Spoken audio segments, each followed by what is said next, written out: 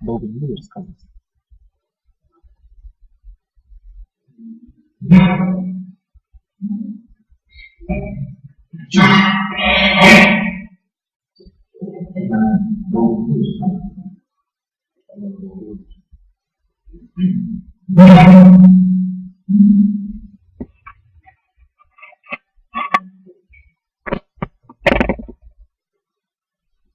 Значит, видно тебя.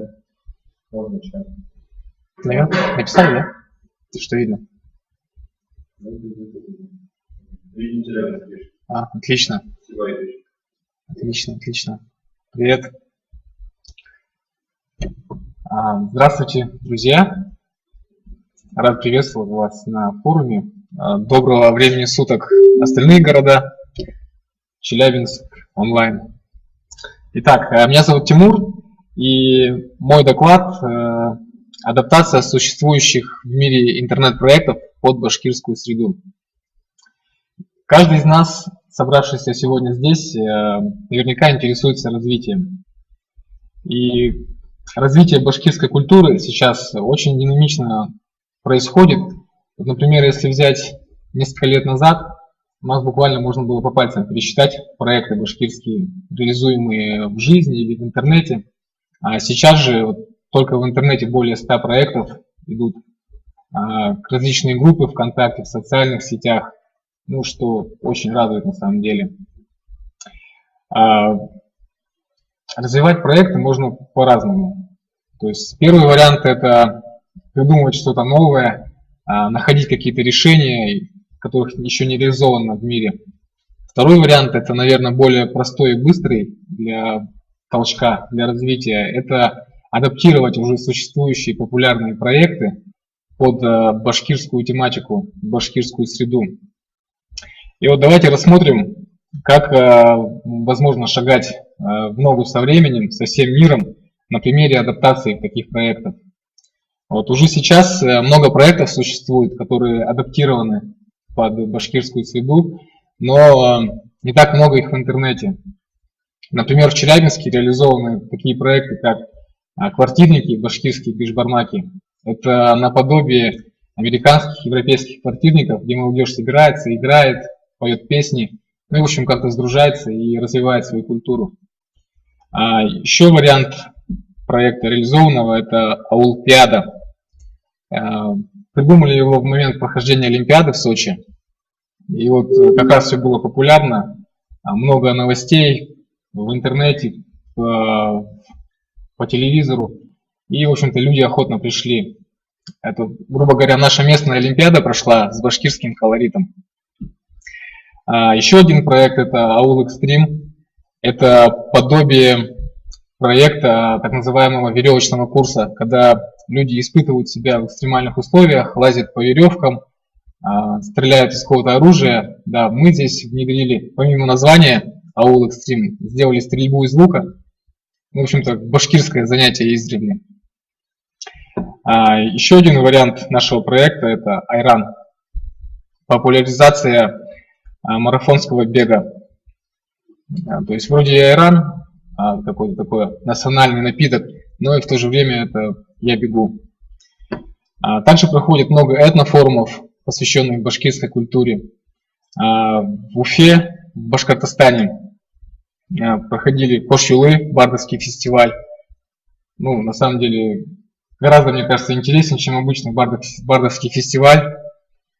Вот, это очень большое продвижение. Далее, что хочу сказать. Наверняка многие из вас знают уже существующие какие-то реализованные в интернете проекты, то есть адаптированные. Это могут быть, ну не могут быть, а есть башкирские сайты новостей, башкирские сайты радио, телевидения, словари различные, русско-башкирские. Вот в Яндексе недавно появился. Очень много групп ВКонтакте, в социальных сетях популярных: Фанашаек, Сырляшаек, Башкорт 2.0, башкирские проекты. Очень много их. Ну и становится популярным сейчас перевод сайтов социальных сетей на башкирский язык. Ну, прям очень сильно радует. Особенно у нас здесь в Челябинске, которые очень хотят изучать башкирский язык. Вот такой вот плюс нам. Далее давайте рассмотрим вариант, как можно адаптировать любой проект под башкирскую среду. На самом деле ничего сложного здесь, в общем-то, и нету. Первым делом нужно определить целевую аудиторию, на которую мы хотим работать. Лучше всего, конечно, если это будет максимальное количество человек, и, наверное, лучше взять молодежную аудиторию как более активную часть населения. Но когда определились с целевой группой, нужно взять проект, который очень популярный в мире, набирает тенденции, какие-то популярность, ну и изучить его настолько подробно, насколько это возможно, проанализировать все нюансы этого проекта. Ну, не зря, каждый нюанс в проекте, он не зря придуман, он несет какую-то свою идею для развития, для распространения проекта. И чем подробнее мы это все изучим, тем потом легче нам будет. Так, ну следующим шагом следует сделать это внедрение, скажем, башкирского колорита в структуру данного проекта. Например, это могут быть башкирские какие-то выступления, то есть башкирская речь, оформление в башкирском стиле. Что еще может быть? Ну, добавление каких-то элементов башкирской культуры. Далее, как только мы придумали и внедрили башкирский колорит, надо придумать название такое, чтобы проект ассоциировался с уже существующим проектом, это Олимпиада, Аулпиада, и обязательно следует добавить элемент башкирский, национальный любой элемент, который скажет, да, действительно, это башкирская движуха, это крутая движуха, ну и, в общем, заинтересует целевую аудиторию. Далее уже, я думаю, многие из нас знают уже, как проводить мероприятие. Далее просто составляется план мероприятия подробный, выбирается место, выбирается время. Ну и немаловажно, наверное, будет это продвижение данного проекта, ну и масштабирование его в будущем. Вот в общем-то, такой вот несложный план, который нам поможет двигать дальше проект. Ну и что еще хотелось бы сказать. Вот у меня родились идеи, такие вот, ну, я не нашел в проекте, в интернете не нашел, но в общем, мне было бы интересно. Например, есть у нас YouTube в мире, есть Рутюб в России, но почему-то нет Баштюба, где я бы, допустим, приходя домой, сел на диван и просто мог посмотреть башкирские клипы, башкирские фильмы. Думаю, каждому из вас было бы интересно это. Также не нашел в интернете доменные имена, связанные с какими-то башкирскими наименованиями. Существует ком, существует нет, существует ру. Не нашел баш, не нашел .rb. Ну и, возможно, какие-то башкирские даже слова можно будет применить. Ну, это вот в разработку людям, которые в этом разбираются. Далее, хотел бы увидеть онлайн-путешествия по достопримечательностям Башкортостана. Много красивых мест, куда просто физически не получается съездить. Ну или хотелось бы перед поездкой посмотреть. Вот. Ну, если будет реализовано какой-то такой гид по достопримечательностям, тоже очень классно было бы. В общем, ничего сложного нет, видел, как это делается. Это обычная аппаратура, фотоаппараты с функцией сферической съемки. Либо там 3D-съемка может быть. Вот, еще что хотел сказать. Есть у нас башкирско-русский словарь, русско-башкирский словарь, но почему-то нет людей, нет словарей англо-башкирских, немецко-башкирских, китайско-башкирских. Потому что люди-то в мире тоже хотят башкирский изучать. Я думаю, надо им помочь. Тем более люди есть, живущие и в Европе, и в Китае, там, и в Индии, то могли бы это разработать. Вот, далее. Очень нам не хватает здесь в Челябинске онлайн-магазинов башкирских продуктов, настоящих башкирских качественных продуктов. Не хватает нам здесь в Челябинске сайта об истории башкир, где можно было бы взять достоверную информацию, не какую-то кем-то исковеркованную статью написанную, а вот именно, ну, реально достоверную информацию, подтвержденными историками Башкортостана именитыми. Ну, в общем-то, охватывающую всю историю башкир. Далее, как вот человеку, который изучает башкирский язык, который совершенствует, мне вот хотелось бы видеть какой-то общий портал по изучению башкирского языка, где мог бы взять методички, книги, не просто где-то искать, ходить по библиотекам, тратить на это время. Просто любой человек, зайдя на этот портал, скачал себе информацию и спокойно изучает. Либо на этом же портале общается с преподавателями и узнает, как лучше изучать. Очень такой момент меня давно интересует. Сам не знаю, как сделать. Надеюсь, кто-нибудь реализует из айтишников. А вот ВКонтакте установил себе башкирский язык. Очень нравится, изучаю, помогает в изучении. Хотелось бы еще увидеть оформление в башкирском стиле контакта. То есть я перевожу на башкирский язык, и у меня появляются орнаменты башкирские, цвета национальные, смайлики какие-то, связанные с Башкортостаном, с культурой с нашей. Очень мне понравилось бы. Ну и напоследок, приезжая в Уфу, хотелось бы, открыв дубль ГИС, видеть все наименования улиц, достопримечательностей на башкирском языке. Ну, может, конечно, не обязательно дубль ГИС. Любые онлайн-карты, Google карты, Яндекс карты. Думаю, интересно было бы. Спасибо большое.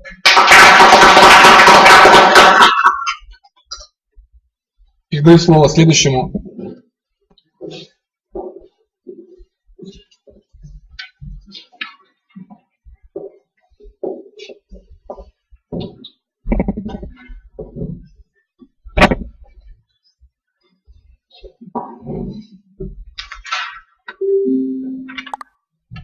Добрый день, уважаемые участники первого всемирного цифрового Курултая, коллеги, единомышленники, те, кто нас сейчас смотрит дома. Сегодня у нас 28 ноября, а это значит, что мы уже 15 лет как в 21 веке. Этот век однозначно будет и есть веком развития интернет-технологий, интернет-каналов общения и самого интернета. Игнорирование этого факта делает невозможным развитие любой деятельности, будь то профессионального, культурного или национального характера. И тема моего доклада как раз будет развитие башкирской организации или сообщества с использованием интернета и интернет-каналов общения и взаимодействия. Итак, у нас есть динамично развивающийся интернет, есть башкирское сообщество, это может быть общественная организация, какое-то профессиональное объединение. Но поскольку я представляю общественную организацию Союз башкирской молодежи Челябинской области, речь дальше пойдет как раз таки о развитии общественной организации.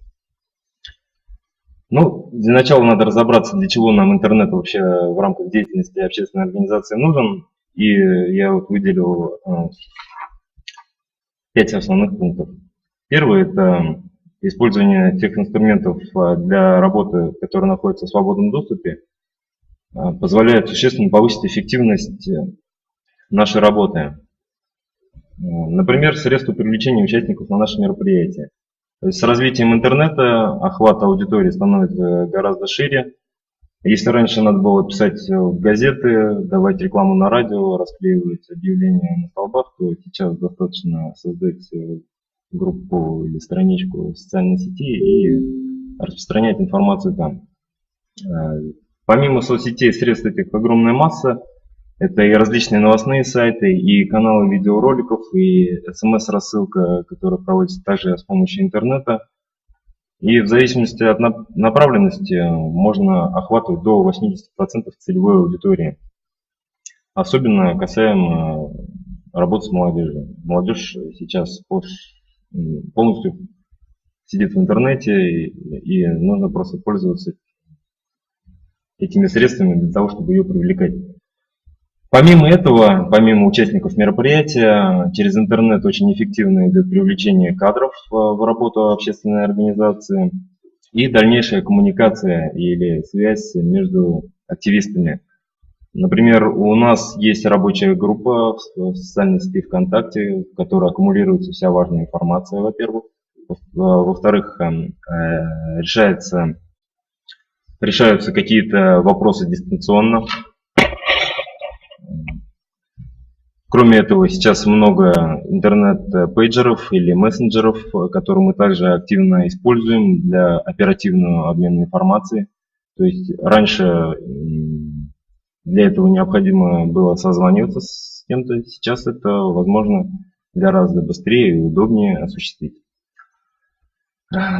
Основные ресурсы, которые мы используем на данный момент, это у нас группа ВКонтакте, порядка 6500 подписчиков.